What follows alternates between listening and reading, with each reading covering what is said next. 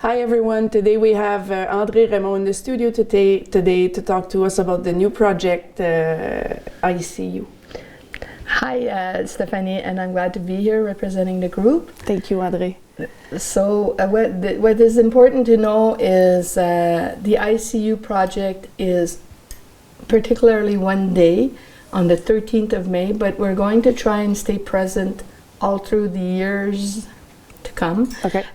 Because we don't want this to be a flash in the pan. No. We want it to be It can be ongoing. Yes. Yeah. So the I.C.U. project was initiated by Lynn Prince, and as most of the community know, Lynn Prince lost her husband to a suicide last year, Todd Yerington, and in his memory and to channel her grief, she has decided to create I.C.U. project, and she has a great group of people around her trying to support her and to get this to a great start.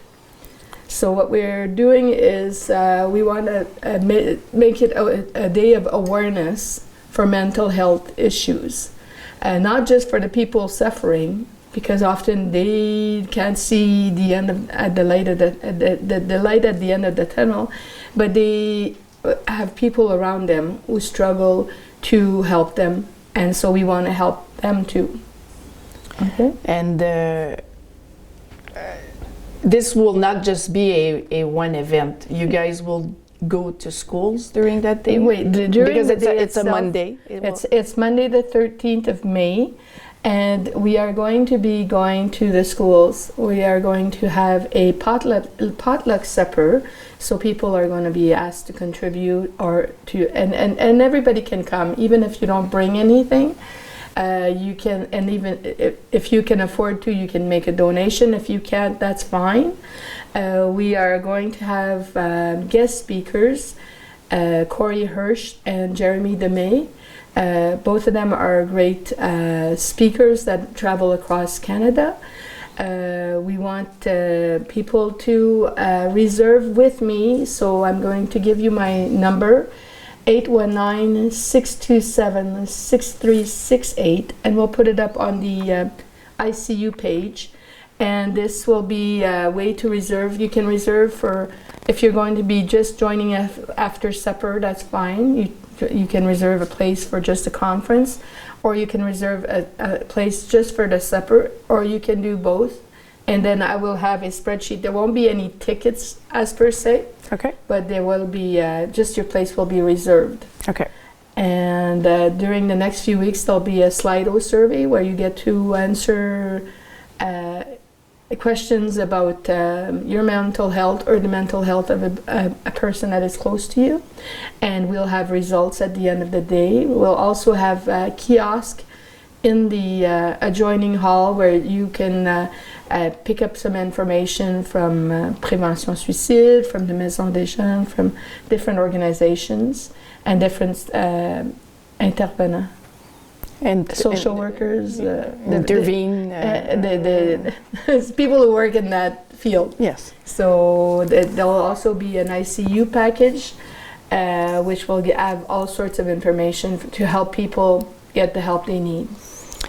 Must be hard. I mean, Quebec is so focused on just being French, you know. So someone English who's dealing with mental health and, you know, suicidal thoughts. Yeah, and, there is a difficulty there too. Yes.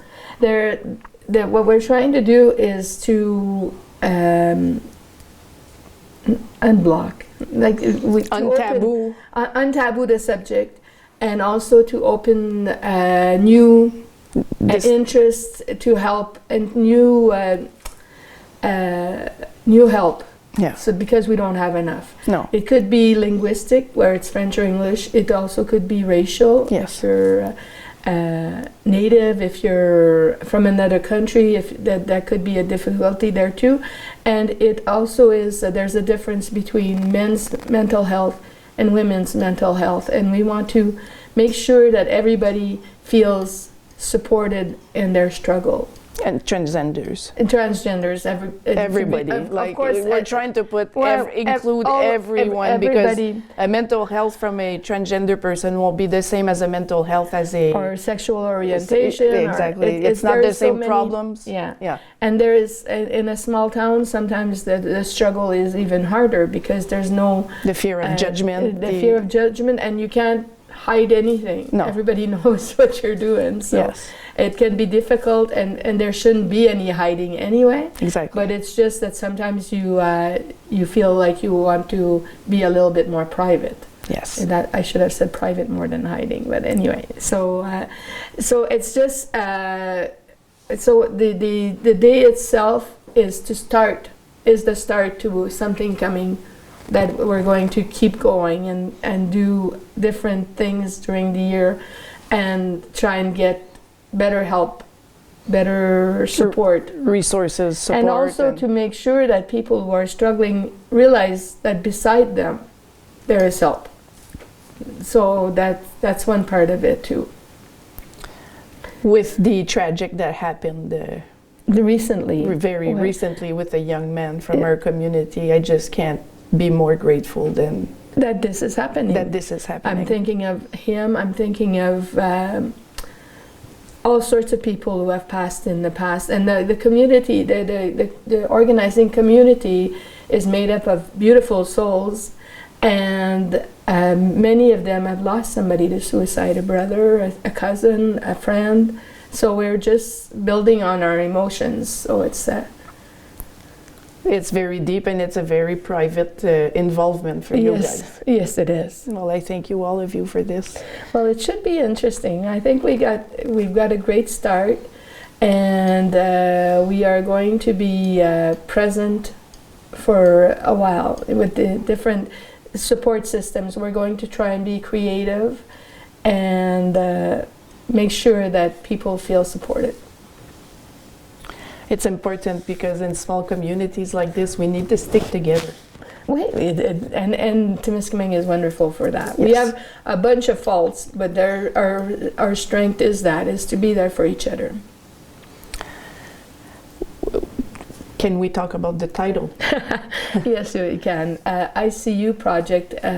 Lynn named it that because one day she was having issues with Todd and trying to help him with his mental health again, and she wasn't getting through to him, and she needed to give a ride to her daughter, and she came out of the house, and her face was telling that she was pretty discouraged herself, and her daughter grabbed her by the shoulder and said, "Mom, I see you." So that's how it got named. Very impactful and very meaningful too. Yes. The story behind the title. The itself. title. It. So it should be an interesting evening. It would be. I can't lie that it's going to be an emotional evening. It probably will. Yes. It's a heavy subject. It's very heavy. But it's also something that if we take the taboo out of it and we talk about it, then we can do something about it. We can be active, and people can realize that their neighbors are there. Yes. Okay. So people can reserve with me. Yes. And I did say my number, did I? You can say it again. Okay. 819-627-6368. And you can let me know if you want to bring something for lunch, or if you're just supplying food, or if you're just coming for supper. It doesn't matter. You can donate money also. And you can donate money, and it'll be very private. There'll be like almost like a voting booth where it's more private, and there'll be a box, and people can slip in just a thank you note if they want to, or they can slip in some money, and we will be grateful for anything. We do have a lot of support already from RIAM and from Les Éclaireurs, Caisse Populaire, and the union have already contributed, so we can keep this event free. That's wonderful. I thank you each and every one of you for making this happen. It should be. It's It should much, be an much interesting needed. event. And a while ago, you asked me in French if Yes. children could come. Oh, yes. And if we see that we have children there, we will, Which age is appropriate? sorry. It's okay. Which age is appropriate is I think it depends on the maturity of your child, but we'll also if we have enough people saying I'm going to be bringing my child, we might ask the Maison des Jeunes to make a corner a corner where To entertain them. they entertain the kids so that parents can attend. Yes. So yeah, so we'll look into that. If we see that we have, like if people register and say we'll be bringing 2 children under 10, then we'll say okay, maybe we should have enough people say that we'll have a corner where they can draw and away from the.